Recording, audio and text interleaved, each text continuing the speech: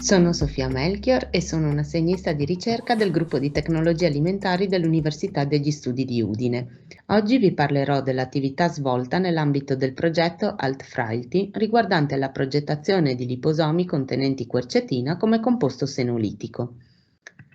La quercetina è un composto naturale che si trova in numerosi alimenti che comunemente consumiamo, come ad esempio frutta, verdura e tè, e ad esso sono associati numerosi effetti benefici per la nostra salute, svolgendo azione antiobesità, antiossidante, antitumorale e antinfiammatoria. È stato recentemente dimostrato che oltre a tutte queste funzioni, la quercetina esercita anche azione senolitica, ovvero contribuisce a ritardare l'invecchiamento cellulare prevenendo la senescenza. Accanto a questi innumerevoli vantaggi vi sono però anche numerose problematiche legate all'assunzione della quercetina con gli alimenti. Infatti, questo composto è scarsamente solubile in acqua e in olio e presenta un sapore amaro. Queste caratteristiche ovviamente pregiudicano la sua addizione diretta alle formulazioni alimentari. Inoltre, la quercetina è chimicamente instabile durante la produzione e conservazione degli alimenti, andando incontro a degradazione, e di fine è anche scarsamente assorbibile a livello intestinale, pregiudicando di fatto il suo potenziale effetto positivo. Per ovviare a tutte queste criticità e incorporare la quercetina negli alimenti, si può quindi ricorrere all'utilizzo di sistemi di veicolazione. I sistemi di veicolazione sono delle strutture alimentari opportunamente progettate per veicolare composti particolarmente sensibili come la quercetina, appunto, proteggendoli di fatto durante le operazioni di processo, conservazione e digestione. Inoltre, l'utilizzo di questi sistemi di protezione consente di rilasciare il composto di interesse nel sito target, ovvero l'intestino, dove poi verrà assorbito ed eserciterà il suo effetto benefico per la salute.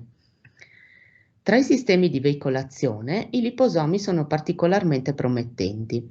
Questi sono delle strutture alimentari costituite da doppi strati lipidici che separano due compartimenti acquosi.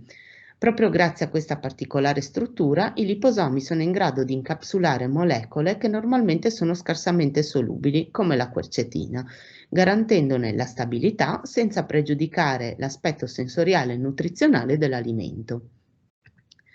Nell'ambito di questa attività di ricerca abbiamo quindi messo a punto un processo di preparazione di liposomi contenenti quercetina.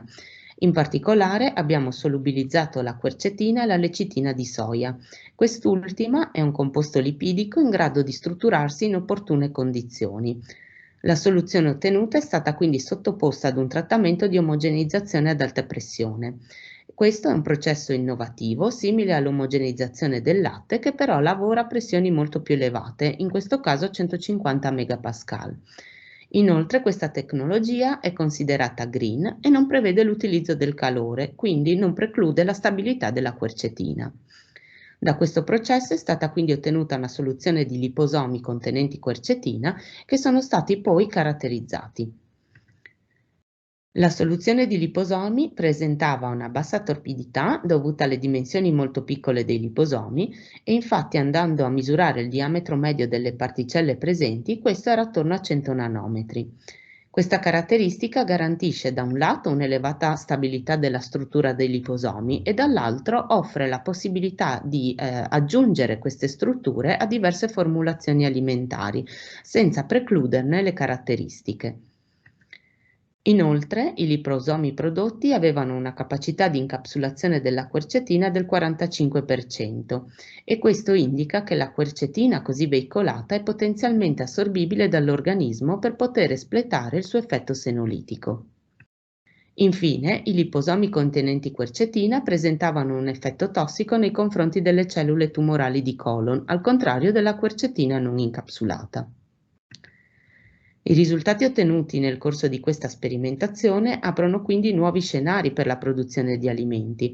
Infatti, i liposomi progettati possono essere incorporati in diverse matrici alimentari come bevande, drink, ma anche prodotti lattiero-caseari come formaggi, yogurt e latte arricchiti.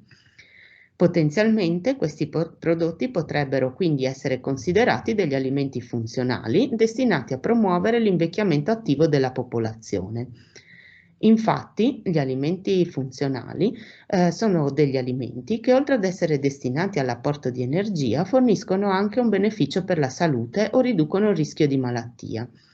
Quindi gli alimenti contenenti liposomi con quercetina sono potenzialmente considerati degli alimenti funzionali volti a prevenire la senescenza.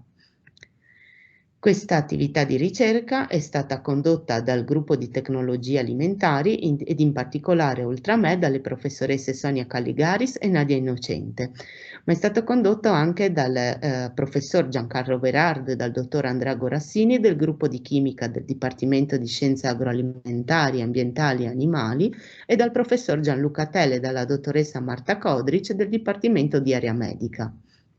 I buoni risultati ottenuti sono quindi stati possibili grazie all'apporto di competenze diverse, indicando come l'approccio multidisciplinare faccia la forza.